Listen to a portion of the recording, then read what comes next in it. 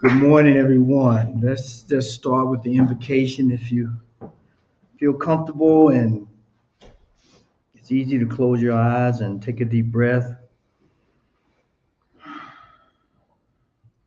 Infinite Spirit, the source of all there is. In this sacred moment, we open our hearts, our minds, and our very souls to the power and intelligence of all there is. We affirm that each heart gathered here today is receptive and ready to hear the voice of the divine calling us higher to a deeper truth of who and what we are. May this time remind us that we are the living expression of the one life. It speaks through us, as us, and is all around us. And so we open our heart to wisdom and to clarity and to a new possibility. We send forth blessings to each person that hears this message, knowing that this time is sacred, this moment is holy, and that these words are transformational nourishment for the soul. And so it is. Amen. And so, good morning and welcome to CSL Denver, a place, a space, and a face of love. A spiritual community teaching universal principles and applying ancient wisdom to our lives and the lives of others.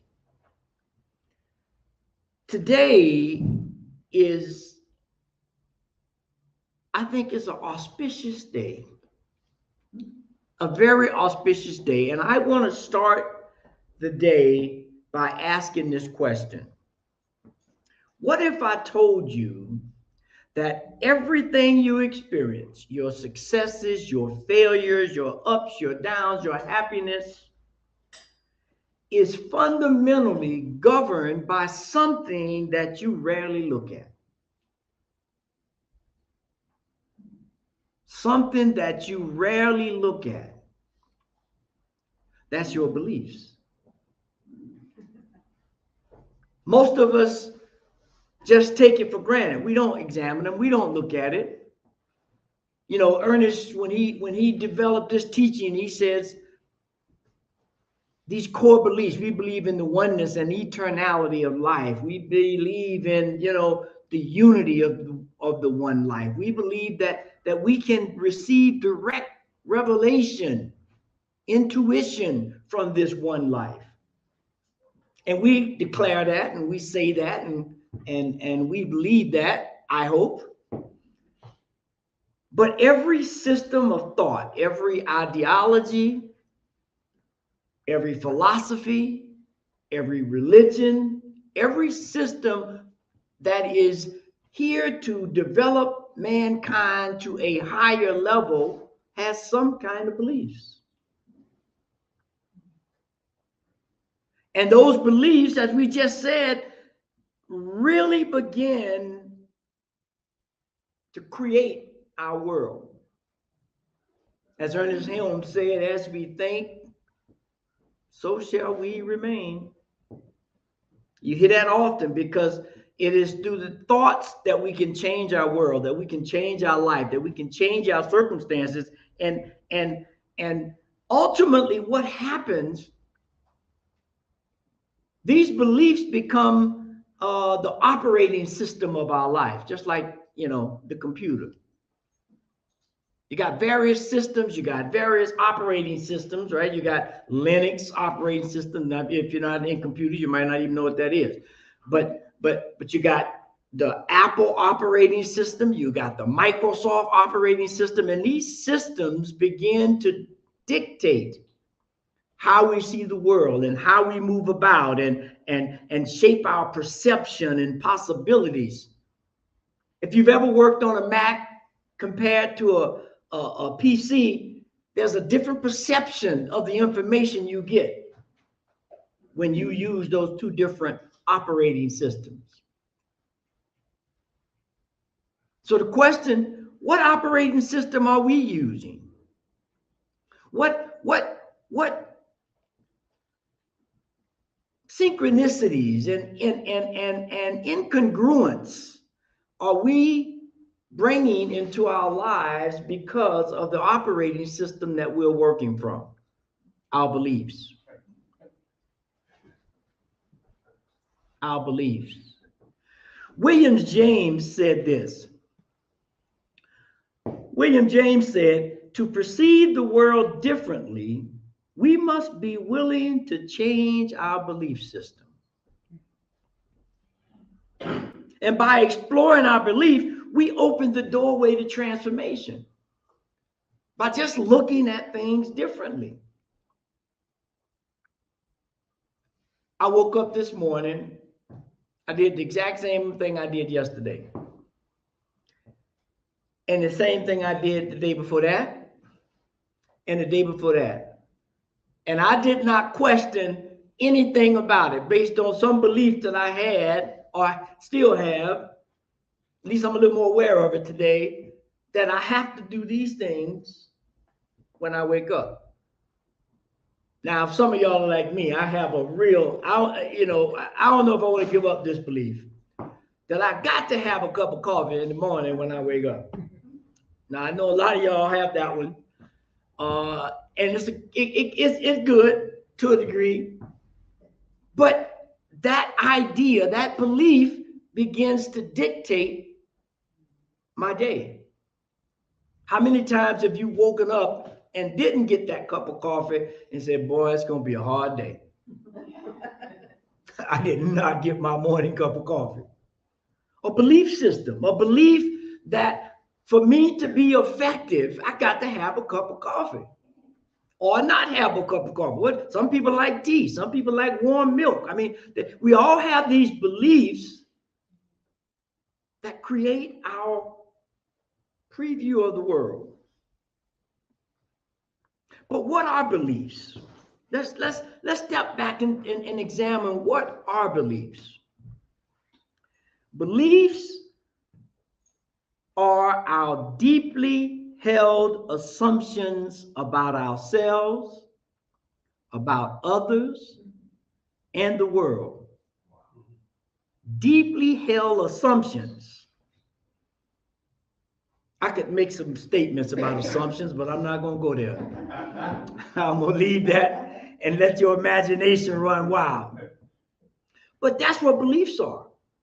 And they are repeated thoughts that crystallize into patterns, like getting up in the morning and getting that cup of coffee. And when you try to break that pattern, we've all had those moments where we said, oh, I drank too much coffee. I'm gonna take a coffee fast. And the first time you do that, well, let me step back. The first time I did it, boy, I had headaches and all kinds of different things happened trying to change that belief system that I needed that cup of coffee. It's the darndest thing. I wouldn't recommend it unless you have some fortitude and a real sense of purpose about what you're trying to do. Right? Because it can be challenging. Can be challenging. But when we allow these patterns to crystallize into our mind, then they become the filters through which we see the world. The filters that we see the world. There was a time, let me put it like this. There was a time when there were no color TVs. Some of y'all might remember this.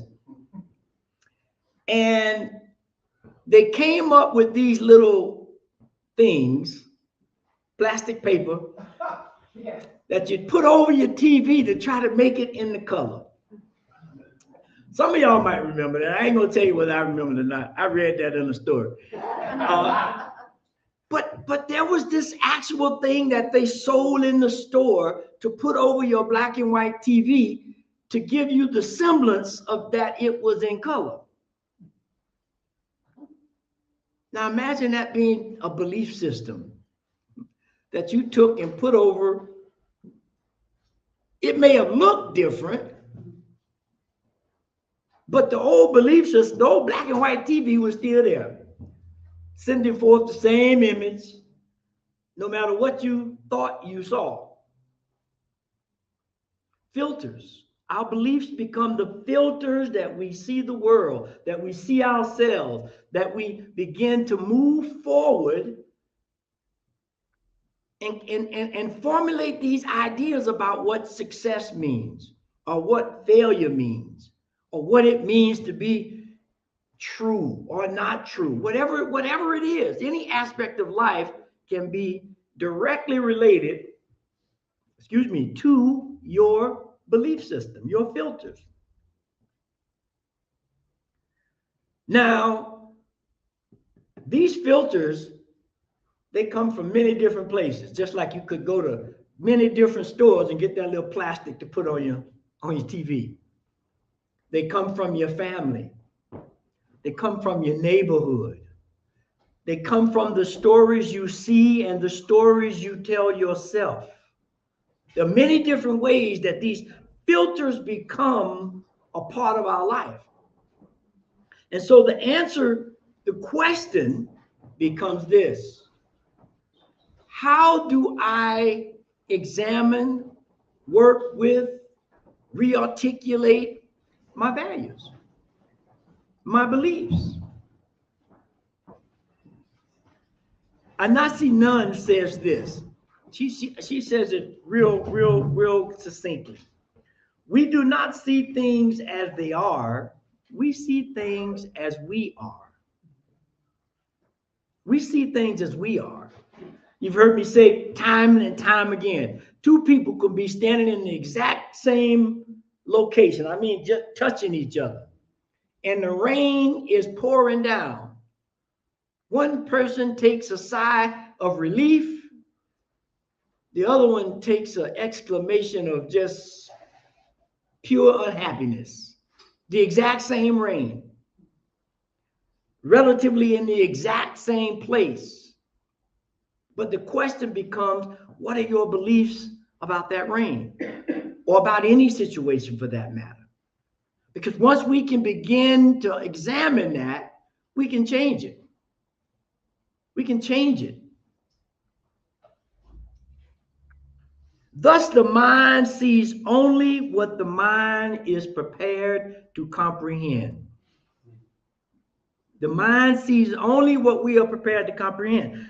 Robert Bertram said this: an old belief is like an old shoe. We so value its comfort that we fail to notice the hole in the shoe. Just think about that. An old belief is like an old shoe. We so value the comfort of the shoe that we fail to notice the hole in it. How many of y'all have beliefs that got gigantic holes in it? But we feel so comfortable that we just keep on keeping on. Just keep on keeping on. And then the ironic part of it is, when we get ourselves in a situation where I step into a puddle of water with this old shoe and my sock get wet, now I'm like, how did that happen? What I got good shoes on, but we're not aware of the hole because it's comfortable. It's comfortable to stay in that space where we don't have to grow, we don't have to question, we don't have to be challenged. But that's what life is about. Every aspect of life is a challenging, not in a negative way, to grow, to move, to expand. If we had all stayed in the embryo stage that we first were conceived in, none of us would be here. Let's be clear about that. It was only through the challenge of going from one stage of life to another that allowed us to be here today. Through the grace and blessings of the holy mind of God.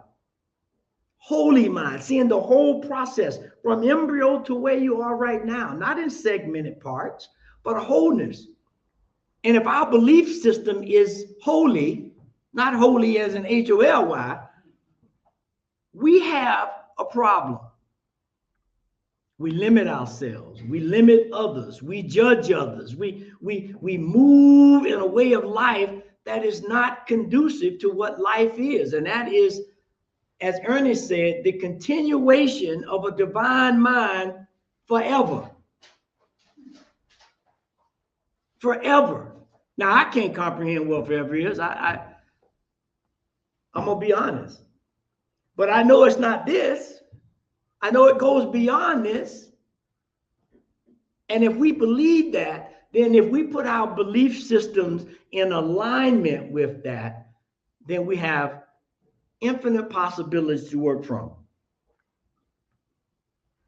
These holes are like invisible blind spots in our life.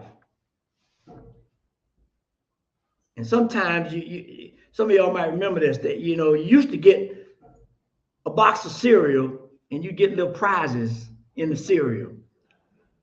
And there, you know, Dad, I want that box right there. No, I ain't getting you that box, boy. That's a waste of money. But eventually I'd convince him and I'd get the little prize. They had the little secret glasses in one of them. And if you put them on and you put some lemon juice, and it had all kind of ways to do it, you could see some secret messages, invisible messages as they were. Well, that's what we need today. We need to go buy some cereal and get them invisible glasses and see what the invisible holes and beliefs we have that run our lives. Because my life is okay. I'm grateful for that, but could it be better? Yes, it could. Could I do something to make it better? Yes, I can. And that's why today we're looking at this whole thing about exploring your beliefs. Why am I not in a position that I thought I would be, or I wanted to be, or I thought I was doing the right things to get there? Why? These beliefs can either power us or limit us. Power us or limit us. Let me tell you a story. Some of you may have heard this story. There was a reporter, and he reported on events, fairs, and circuses, and these kinds of things to the community to get people engaged. And so one day he went to a circus, big circus came to town, and he was just mesmerized by these gigantic elephants. Now, if you've ever seen an elephant, a full-grown elephant, even a baby, but definitely a full-grown elephant, when you see them, you have all kinds of thoughts of power and presence and all these things that are represented by the stability and strength of an elephant. And so the guy was looking around and he was, you know, taking all the sightseeings to write his story. And he noticed that they had 4 or 5 elephants in a row. They're all tied up with a little rope to their foot. And he's sitting there thinking to himself, why are they just standing? Because there was no enclosure. There was just a little rope tied to the foot. And he's thinking, that elephant could knock down 2 or 3 houses if they started running. Why are they stuck standing there with that one little rope tied around their foot? So he goes and finds the ringmaster and says, you know, what's the magic of keeping these elephants in place with that little rope? And he said, oh, yeah. Well, when that elephant is a baby, we tie that rope around his foot to keep him in place. And at that point, he's not strong enough to break that rope. And he tries and he tries. And sooner or later, he has a belief system that if that rope is around his foot, He can't move. He can't break it. And that's our story. Our story is that we have been tied up with some little ropes of belief that happened way back when, and we've not developed the courage, the insight, the intuition to break them. And so we stay stuck in our old belief systems. We stay stuck in these ideas and ways of being that do not serve us. They no longer serve us. And so that's why it's important for us to check these belief systems out. How many of you are tied by a little rope of belief that happened when you was 8 years old? Or happened when you went to school and the kids picked at you? How many? I know I got a truckload. You're too short. You're too this. You talk too much. You do thousands of them that we see or not see, that we recognize or do not recognize. These little ropes of beliefs that hold us locked in a place that keep us from being what God has intended for us when we were created. Because we know that there are no two people on this planet that are alike, even identical twins. They've done enough studies that indicate, even although they look alike, they have the same mannerisms and everything, they are not alike. There's certain things about them, there's certain proclivities about them that make them individual, unique expressions of God, of the divine, of the Holy Spirit. That this thing that is infinite goes by so many different names because there's so many people trying to make a relationship with it. And then we begin to believe that the name that I gave it is the only name, which caused confusion, which caused separation. We can call air anything we want until you don't have none, and you'll call it anything you need to call it to make sure you get some more. That's what this thing called God is, and that's what this thing about belief is how do we individually connect with the power of all there is beyond limiting beliefs? How often do you have beliefs about, I'm not worthy, or I'm not good enough? Those are limiting beliefs. Limiting beliefs that we need to move. So this story kind of mirrors who we are. We're elephants tied by little bitty ropes that we can break at any moment in time. Only thing we have to do is wake up. Wake up to that perception. Wake up to that idea. Wake up to the understanding that God did not put us here to be tied down by a little bitty rope. God is disappointed in us. I gave you all the power, all the presence that I have. I made you in my image, and you're going to let a little bitty rope keep you locked down in small-minded thinking. Jesus said, believe. And what happens when you believe? It happens. You got to believe it. Beliefs are different from believing. Because when I'm believing in a truth. I'm believing in something that I know is so. But a belief, I used to believe that, Santa Claus was down my chimney. I didn't even have a chimney. There was no chimney in my house, but I believed that Santa Claus was coming down that chimney. So the idea is this. First of all, this is why we have to believe. I have to examine our beliefs. And so I want to give us 3 tools to explore this whole idea of beliefs so that they can become this transformational idea that moves us to where we need to be.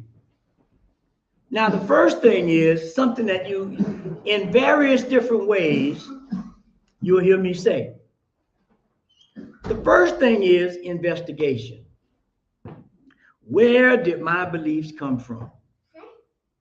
We have to investigate life. We have to investigate who and what we are, where we come from. Like there's a new show on TV called Watson. It's a medical program, and I forget the actor's name. Morris Chestnut plays a doctor, and he was Sherlock Holmes's right-hand man. And so he looks at the field of medicine as an investigation. When they have these strange cases of illnesses or disease, he comes in with the mind of an investigator, but the skills of a doctor. So he's coming in looking to see, was this something that inherited? Was it something that was taught? Was it something that we just walked into? The same thing with our lives. We have to examine, where did our belief systems come from? Where did they come from? And then we have to be like Watson. I can fix that. I'm a doctor with many skills. I understand the genome and the DNA, and I can fix this. But the first thing I have to do is I have to understand what I'm dealing with. I have to ask the question. I have to investigate my belief system. I got to understand that. And once we have got this idea of what we're dealing with, if you've ever watched any of their shows, they have a whiteboard. And there's like 4 other doctors, understudies that work with them. And they start writing possibilities on the board. Right? And then what do? They attack them. Is that? No, well, no, can't be that one. They cross that one out. And they keep investigating and looking at the symptoms until they get to something that is in the vicinity, and then they go deep. Understanding that some of my ideas may be faulty. The first idea, I thought they had ABC, but it turned out to be something else. Once that happens, we are free. Why? Because we are not limited by what we can see. They got 4 other doctors in the room. You got other aspects of yourself, your intuition, your feelings, your emotions, all part of you that give you different information about your belief. You ever had a belief about something and your whole body just froze up? Because you just knew every ounce of your being that this ain't right. Nobody had to say anything. When you said it or you saw it or you thought it, your body said, oh, wait a minute. I don't think that's a good idea. But just like that rope, we couldn't break through. We said, oh, but yeah, everybody believes that or whatever. So the first thing we have to do is investigate why we believe what we believe. And where did that belief come from? The second thing, another idea that we always talk about, observation. Investigation and observation go hand in hand. They go hand in hand. It's like the chicken or the egg. Was I investigating first and then I observed, or was I observing and then investigating? Because when I'm observing, I get a chance to realize that these ideas create something. If I believe a certain way, I begin to create an environment or a behavior or an attitude that's aligned with those beliefs. If you don't believe it, observe yourself.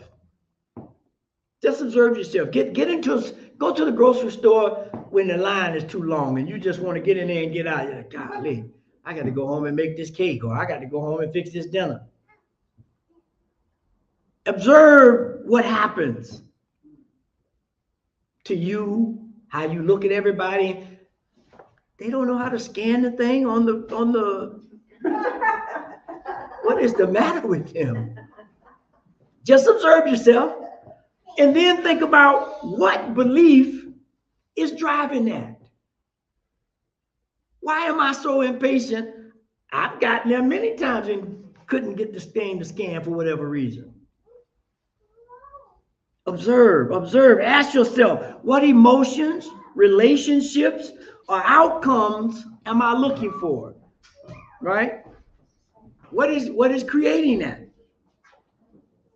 And look at them and understand, do they foster connection or separation? What do they do? What do these believe? When you're observing them, look at what they're creating. Because when you do, you'll find some things that we can go in and eradicate or change or get a different perspective on. How many times, I know I'm going to be the first to raise my hand, of the judgment statements and the blaming I've done based on the belief system.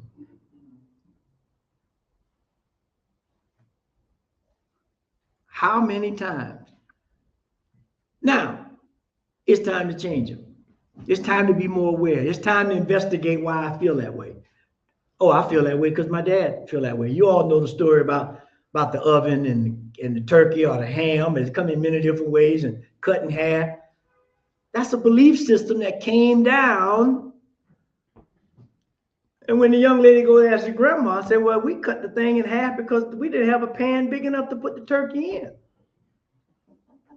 Now, I got a belief that I got to cut the turkey or the chicken or the ham to put it in when I can just get a bigger pan and put the thing in now. Observe, investigate. And then the last thing that we have to do, we have to reshape. We have to reshape our belief system. And we do that by evidence. We do that by evidence, which means if I believe I can put my hand in the fire and don't get burned, and every time I stick my hand in the fire, I get burned, I need to fix that belief system. Socrates says this: the unexamined life is not worth living. Because you keep sticking your hand in that fire, and eventually you'll be burnt up. No investigation, no observation. You just on autopilot. On autopilot. And once we understand that, we can begin to look at this thing that Gandhi said. Gandhi said this: your belief becomes your thoughts. Your thoughts becomes your words. Your words become your actions. Your actions becomes your habits. Your habits become your values, and your values become your destiny. Just examine it. Just observe it. We can change your thinking and change your life is what this teaching advocates. Pronto number one. Change your thinking and change your life. Are you willing? Are you willing to revise your belief system to see something different? Bernard Shaw says this. Bernard Shaw says, those who cannot change their mind cannot change anything. If you can't change your mind, you can't change anything. There's another passage that he says, there are people who go out and look for certain situations that are conducive for this idea of examining your beliefs. And he says, if they can't find them, they create them. If you can't find a situation that's going to give you more life, that's going to allow you to examine yourself, then go create it. We are created in the image of God that is the ultimate creator. The ultimate creator. You don't believe me? Trees, stars, galaxies, aurora borealis that showed all the way down in Florida last week.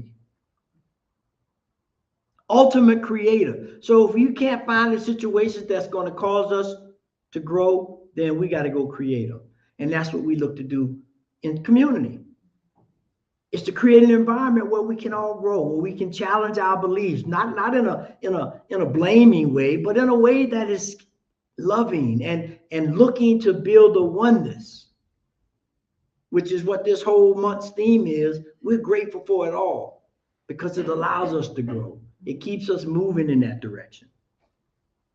And so as we close, we think about this idea of what love is, what grace is, what God is, and they're all based on beliefs. So let us go forth and examine our beliefs and be like Watson, that investigative doctor looking to heal our very soul. And so as we just take this moment to go within, we allow ourselves to know that we are the ones that we have been waiting for. Nobody can change our beliefs but us. And so we'll rely on that connection to the one life to guide us, to hold us, to mold us, and to move us in the direction of our highest calling. So we give thanks for this moment and this idea. And we leave it to the law that is always working. And so we release it, we let it go, and we know that it is so. And so it is. Amen. So it is. Amen. And so I have a call to action. It'll be on the website. It's a little wordy, but I think, huh? No, I'm gonna put a document on the website.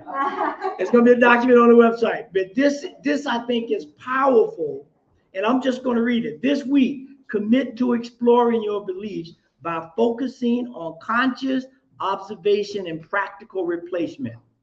First, keep a catch-it list or catch-it log for the first 3 days, noticing situations where you experience strong negative emotions or self-sabotage, and write down the underlying limiting thoughts. Next, choose your most frequent limiting belief and put it under the Socrates investigation idea. Rigorously test it. Is it factual or not? Finally, replace the challenging belief with an empowering belief and look at the if-then action of what happens when I move this change.